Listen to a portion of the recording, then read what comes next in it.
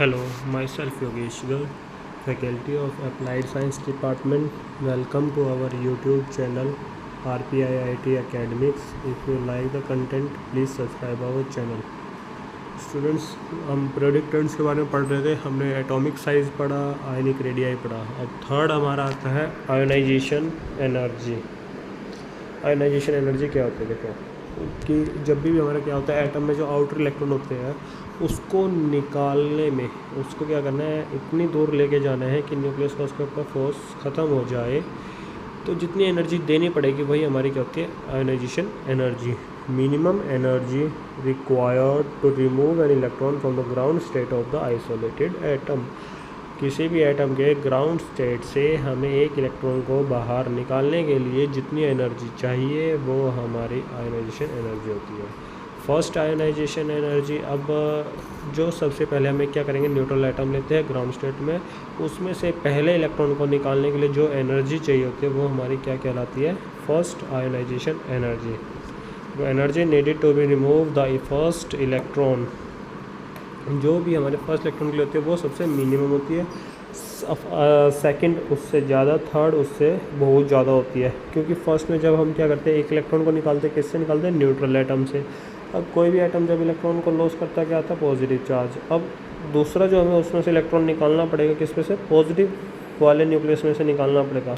उससे positive charge पहले से ही बहुत ज़्यादा, जो इलेक्ट्रॉन को अपनी तरफ अट्रैक्ट करके रखेगा, इसलिए हमें सेकेंड एनर्जी ज़्यादा देनी पड़ती है। अब थर्ड निकालेंगे, थर्ड में और ज़्यादा, क्योंकि पहले ही उस पर 2 पॉजिटिव चार्ज आ गया, तो थर्ड के लिए बहुत ज़्यादा एनर्जी देनी पड़ेगी।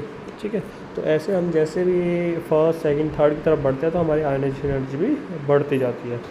Small atoms are expected to have high ionization energy because their valence electron nearer and more strongly attach to the nucleus. अब छोटे जितने भी एटम्स होते हैं हमारे, उनकी जो आयोनाइजेशन एनर्जी होती है वो काफ़ी ज़्यादा होती है एज़ कम्पेयर टू जो हमारे बड़े एटम्स होते हैं। क्योंकि छोटे एटम है, इलेक्ट्रॉन न्यूक्लियस के पास होते हैं, वो उसको टाइटली बाइंड अप करके रखते हैं अपने साथ फोर्स ऑफ अट्रैक्शन में। और वहीं अगर हम बड़े एटम्स देखें, उनमें इलेक्ट्रॉन और जो हमारा न्यूक्लियस है उनके बीच में गैप होता है, काफ़ी ज़्यादा गैप होता है, तो वो इतना फोर्स ऑफ अट्रैक्शन से इलेक्ट्रॉन को अपनी तरफ खींच नहीं पाते, क्योंकि बीच में क्या होता है, हमारा जेड इफेक्टिव भी लगता है। तो इसी कारण स्मॉल की आयोनाइजेशन एनर्जी ज़्यादा होती है, बड़े की कम होती है। Trends with in each group, अगर हम ग्रुप में देखें, ionization energy decreases with increasing atomic number due to increase in size. ठीक है भाई, अब हम क्या, अभी तो देखें, अगर हमारा क्या है, साइज़ बढ़ रहा है, आयोनाइजेशन एनर्जी कम है। ठीक है, ऐसे विद इन ईच पीरियड। अब पीरियड में जाते हैं, पीरियड में क्या होता है, साइज़ डिक्रीज होता है। अब साइज़ डिक्रीज हो रहा है तो आयोनाइजेशन एनर्जी बढ़ेगी। देखो, with each period ionization energy increases with increasing atomic number due to increase in Z effective. तो ठीक है, ग्रुप में क्या होगा, आयोनाइजेशन एनर्जी डिक्रीज होती है और पीरियड्स में आयोनाइजेशन एनर्जी बढ़ती है। ये हमें एक ट्रेंड दिखाया गया फर्स्ट आयोनाइजेशन एनर्जी का कैसे बनता है। देखो, जैसे ही हम क्या हो रहे हैं, ये इस साइड आ रहे हैं, हमारा ये है ग्रुप है, और इस साइड जो चल रहा है ये हमारा पीरियड है। अब ग्रुप में आ रहे हैं तो हमारी एनर्जी डिक्रीज हो रही है। हाइड्रोजन की 1311 है, lithium 520, sodium 496, potassium 419, rubidium 403 and caesium 376।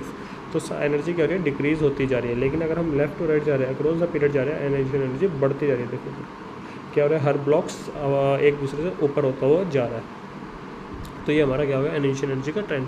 ये हमारी सिर्फ फर्स्ट आयोनाइजेशन एनर्जी है किसी भी एलिमेंट की, कि उसकी फर्स्ट आयोनाइजेशन एनर्जी इतनी होगी। अब नेक्स्ट है हमारी, देखो द फर्स्ट 3 एनर्जी। अगर 3 एनर्जी निकाल लें, यानी कि हम क्या करें, एक ही एटम में से क्या करें, 3 इलेक्ट्रॉन्स को बाहर निकालें, पहले एक निकाला, फिर दूसरा, फिर तीसरा, तो उन एनर्जीज़ में क्या गैप आता है।